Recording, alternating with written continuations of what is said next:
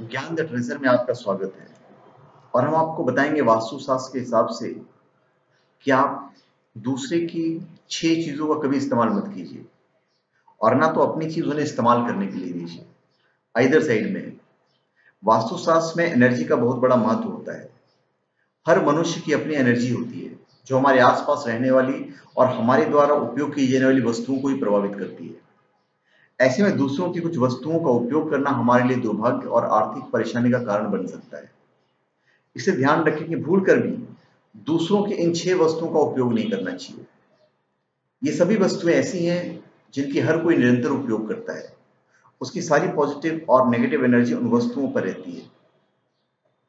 जब हम किसी से उसकी कोई चीज उपयोग के लिए मांगते हैं तो उसकी नेगेटिव एनर्जी भी हमारे पास उस वस्तु के साथ चली जाती है और चली आती है।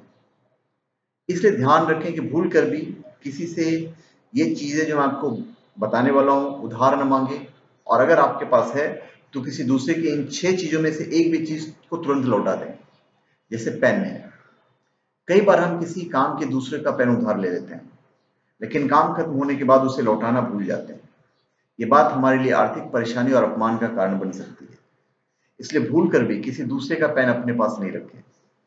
फिर बिस्तर, किसी अन्य व्यक्ति के बिस्तर या पलंग पर सोना भी वास्तु दोष माना जाता है। ऐसा करने से उस बिस्तर पर हमेशा सोने वालों के बीच लड़ाई झगड़े होते रहते हैं और अन्य व्यक्ति को धन संबंधी परेशानी का सामना करना पड़ता है। फिर है घड़ी। हाथों में पहनी जाने वाली घड़ी भी मनुष्य पर अच्छी बुरी एनर्जी डालती है।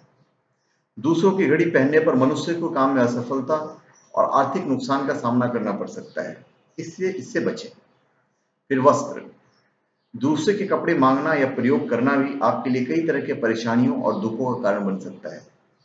इसलिए दूसरे के कपड़े मांगने या पहनने से बचें। फिर धन, किसी अन्य व्यक्ति के धन पर नजर डालना या उधार लेकर वापस न करना भी मनुष्य के लिए आर्थिक परेशानियों और दुर्भाग्य का कारण बनता है।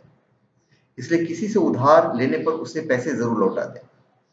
फिर है रुमाल, किसी भी अन्य व्यक्ति के रुमाल का उपयोग करना उन दो लोगों के बीच लड़ाई और तनाव का कारण बनता है। साथ ही दूसरे को रुमाल लेने वाले को लगातार पैसों के नुकसान का सामना करना पड़ सकता है। तो धन्यवाद।